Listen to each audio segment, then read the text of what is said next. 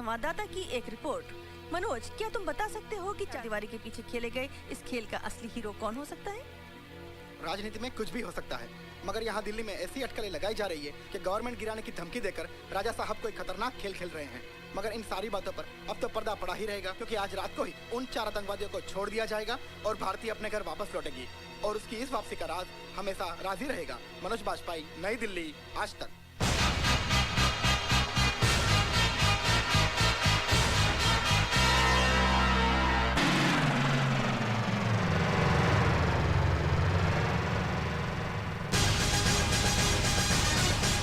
रुकिए रुकिए, कहाँ जा रहे हैं आप?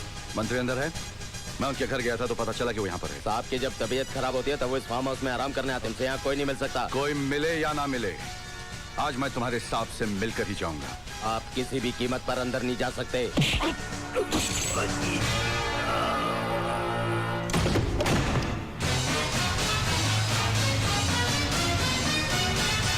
पता नहीं तुम जैसे गद्दार और देशद्रोही नेता का असली रूप हमारे देश की अंधी जनता कब देखेगी। कल तक तो टीवी इंटरव्यू में बड़े बड़े भाषण दे रहे थे कि मेरी एक बेटी तो क्या, अगर मेरे 10 संतान भी होते तो मैं उसे देश के लिए कुर्बान कर देता। और एक ही दिन में सब कुछ बदल दिया, करवा दी उन 4 कमीनों की रिहाई अपनी बेटी की जान के बदले में। अरे शर्म आती है मुझे तुम जैसे गंदे नेता को देखकर। मेजर, तुम अपने हद से आगे बढ़ते जा रहे हो। अब एक फौजी की खोपड़ी गर्म हो जाती है तो अपनी हद ही क्या, दुश्मन की सरहद भी पार कर जाता है।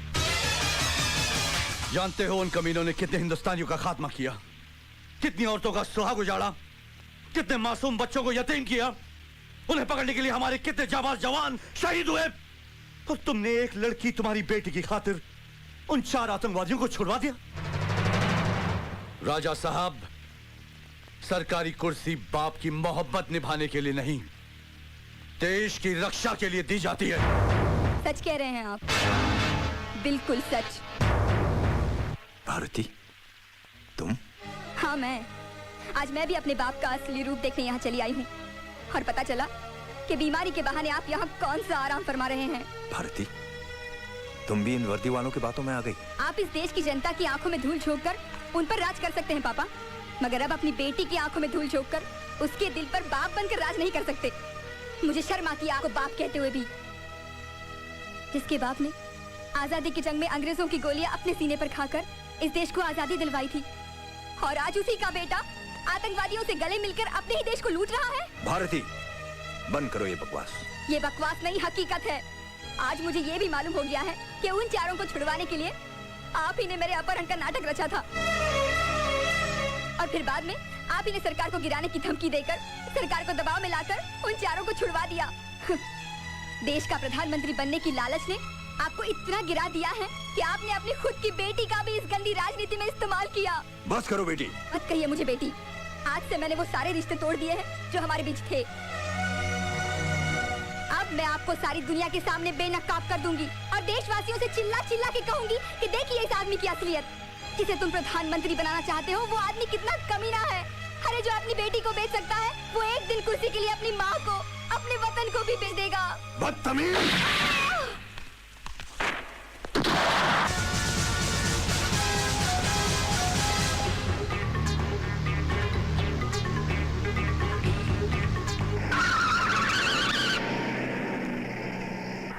वीरभद्र सिंह आतंकवादियों से मिला हुआ है sir. What? That's not possible. उसने अपनी बेटी को भी मार दिया सर, अपनी असलियत छुपाने के लिए। जी हाँ, वो इस वक्त मेरे कब्जे में, मैं उसे हेडक्वार्टर ले आ रहा हूँ sir.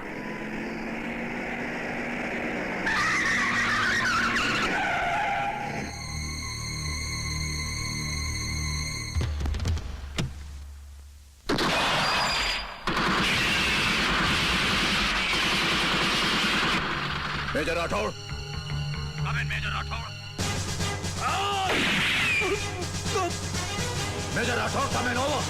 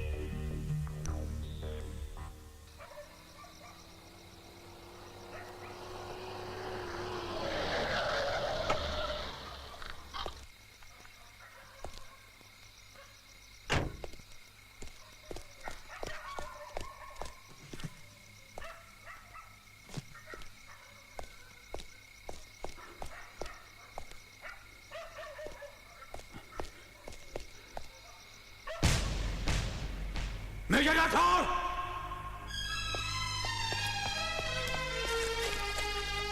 Major Rathore! Major Rathore! Major Rathore! Major Rathore! Major Rathore! Major Rathore की मौत इस जंग की शुरुआत थी। लोग कहते हैं शैतान की उम्र लंबी होती है, इसीलिए मेरी गोली से 2 बार बच गया साला।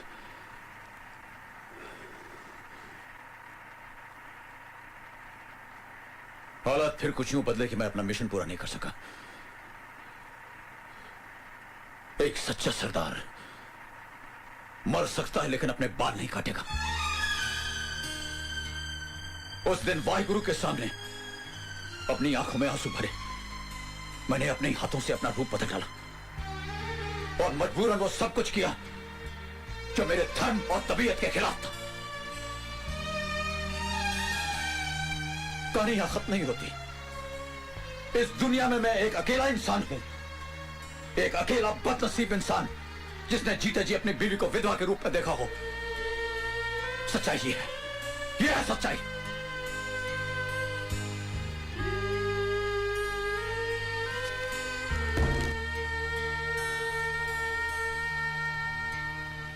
जिस मकसद से मैं आपका आर्मी हेडक्वार्टर लेके जा रहा हूं वो तो पूरा हो गया, लेकिन आपका मकसद अभी पूरा नहीं हुआ और कानून के दायरे में रहकर पूरा भी नहीं होगा।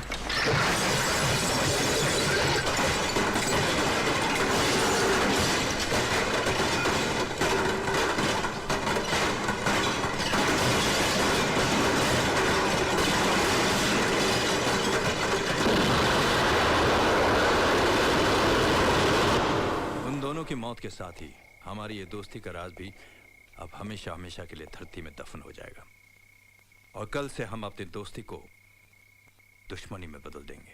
वो अपनी दुश्मनी? हाँ, मगर सिर्फ दुनिया की नजर में। वो कैसे? मैं कुछ समझा नहीं। ओए, आने वाली नवरात्रि में तुम्हारा यह ऐलान होगा कि वैष्णो देवी के मंदिर में तुम पूजा नहीं होने दोगे। उस ऐलान के सामने हमारा यह चैलेंज होगा कि किसी भी कीमत पर हम माता के मंदिर में जाकर पूजा करके ही रहेंगे। चंगेजी, अगर हमारा यह मकसद कामयाब रहा तो समझ लो मैं नेशनल हीरो बन जाऊंगा। उसके बाद लाल किले पर तिरंगा लहराने से मुझे कोई नहीं रोक सकता। इंशाअल्लाह, इंशाअल्लाह। कुख्यात आतंकवादी गफूर चंगेजी ने वैष्णो देवी मंदिर में कल से होने वाली नवरात्रि की पूजा को न होने देने का ऐलान किया और उसके इस ऐलान पर मंत्री वीरभद्र सिंह ने उसे ये कहकर ललकारा है कि वो किसी भी कीमत पर वहां जाकर पूजा करेंगे। इस मामले में हमारे संवाददाता के पूछने पर वीरभद्र सिंह और गफूर चंगेजी की अलग अलग बातचीत। इस बार का ऐलान मंदिर की सीढ़ियों पे खून की नदियां बहा देगा और किसी में इतना दम नहीं है कि इस चंगेजी के ऐलान को ललकार सके। अरे कह दिया, इस साल नवरात्रि की पूजा नहीं होने देगा तो नहीं होने देगा। सर, चंगेजी के ऐलान के बारे में आप कुछ कहना चाहेंगे? हाँ, लोग बोलते रहते हैं। वो कहावत आपने सुनी होगी, कुत्ते भौंकते रहते हैं और कारवां निकल जाता है। ये हिंदुस्तान है। हिंदुस्तान में ऐसा कभी नहीं हो सकता कि किसी के कहने पर किसी मंदिर में पूजा रोकी जाए। मैं वादा करता हूं, उस मंदिर में सबसे पहले मैं ही खुद जाकर पूजा करूंगा, चाहे अंजाम कुछ भी हो जाए। अब चंगेजी और हम दोनों एक्टर बनने लायक हो गए हैं। ये आप लोग क्या कह रहे हैं? Yes sir, this is a fact. ये उनका प्लान है। अगर उनका ये प्लान कामयाब हो गया, ऐसा हो गया तो आतंकवाद फैलेगा। वो लोग हिंदुस्तान के टुकड़े कर देंगे sir. You may proceed. Thank you sir. Colonel Sodhi, sir. Army की नजरों में अब तुम वही देशभक्त और वफादार सिपाही हो। Thank you sir. मिशन की शुरुआत से पहले मैं तुम्हें एक सरप्राइज देना चाहता हूं।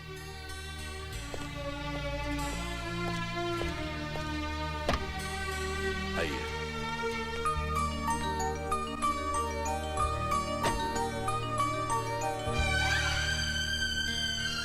अब अमृता भी तुम्हारी सच्चाई और वफादारी के बारे में जान गई है। मैंने इसको सब कुछ बता दिया है।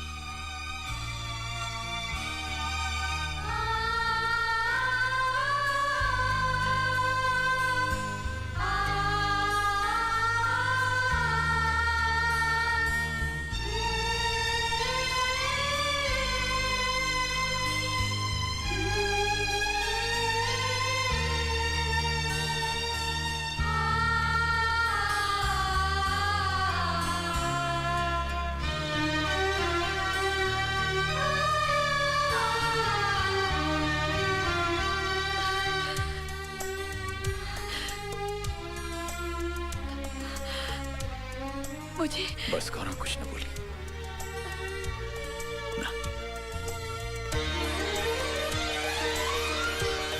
पापा। पिंकी, अच्छा।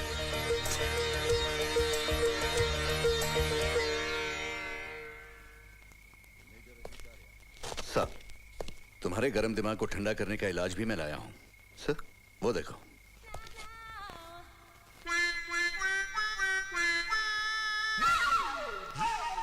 सर, एक नंबर की हफ्ताखोर है, करप्ट है। इसका और मेरा कभी कुछ घबरा मत मेजर। सर, आज से किरण ने भी सच्चाई और वफादारी की राह पर चलने की कसम खा ली है। हाँ जी, ब्रिगेडियर साहब ठीक कह रहे हैं। आज मैं भी इस वर्दी की असली कीमत को समझ गई हूँ। आज से तुम्हारी जिंदगी के हर मिशन में मैं तुम्हारे साथ रहूंगी।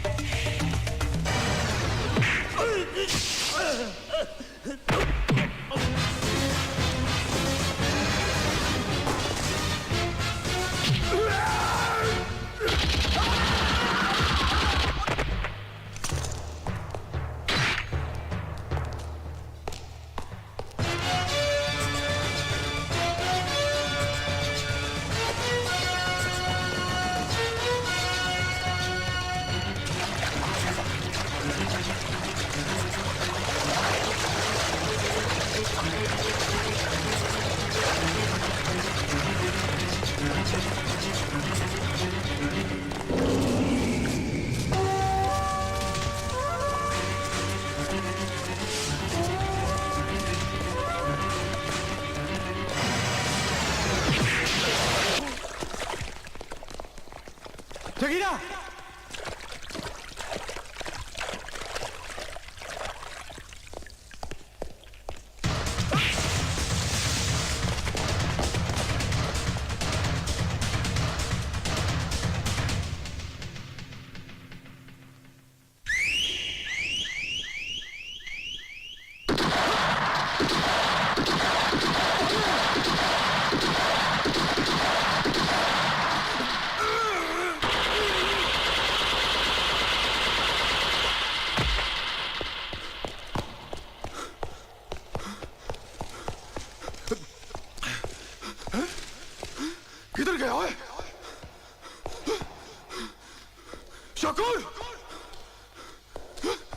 जोगीरा, तेरा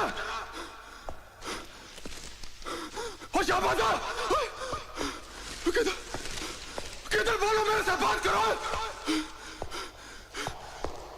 वो देखो, मार दिया सबको, और मेरे से बात करो। जोगीरा, कहाँ है तू? बाहर आ। अरे सामने आ, चूहे की औलाद, सामने आ।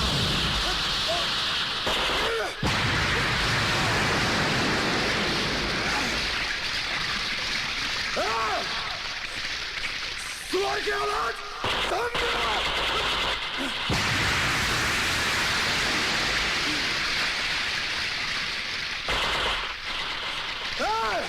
चंगेजी के सीने पे गोली मार, अगर मरद का बच है तो।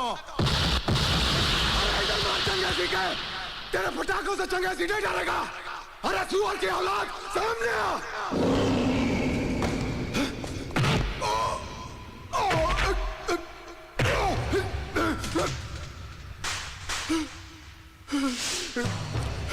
बख्श, बख्श, तू चंगेजी